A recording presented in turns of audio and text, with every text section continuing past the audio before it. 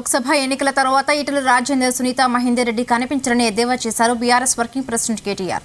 BRS BJP కలిసే ఉంటే కవితను జైల్లో ఎందుకు వేస్తారని కాంగ్రెస్ నేతలను ప్రశ్నించారు. యూపీలో బీజేపీపై పోరాడలేక రాహుల్ గాంధీ అమేథీ నుంచి కేరళలోని వైనాడుకు పారిపోయారన్నారు. 2019 పార్లమెంటు ఎన్నికల్లో మల్కాజ్గిరి నుండి రేవంత్ రెడ్డి కేవలం 5,000 ఓట్ల మెజారిటీతోనే గెలిచారని గుర్తు చేశారు.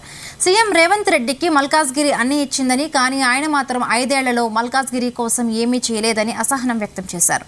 వచ్చే ఎన్నికల్లో బీఆర్ఎస్ను 10 ఎంపీ స్థానాల్లో గెలిపిస్తే దేశ రాజకీయాలను శాసిస్తామని కీలక వ్యాఖ్యలు చేశారు.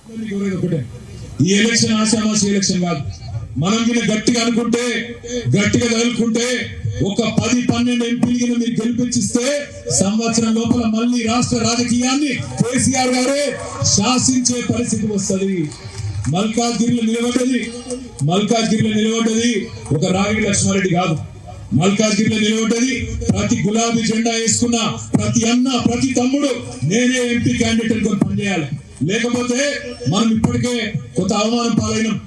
3 నెలల్లో క్యాలగ్రాఫ్ నీకు నిన్న మొన్నటి దాకా ఫోన్ ఎత్తినోడు పెంచుతలేడు. అధికారులు నగరాలు చేస్తున్నారు. పోలీసు వాడు ఎక్కదొక్క నీళ్ళు పట్టే.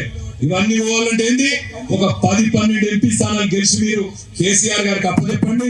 1 ఇయర్ లోపల మళ్ళీ రాష్ట్ర రాజకీయాన్ని కేసీఆర్ గారే శాసించే పరిస్థితి తప్పకుండా వస్తుందనే మాట నేను విజ్ఞప్తి చేస్తా ఉన్నా.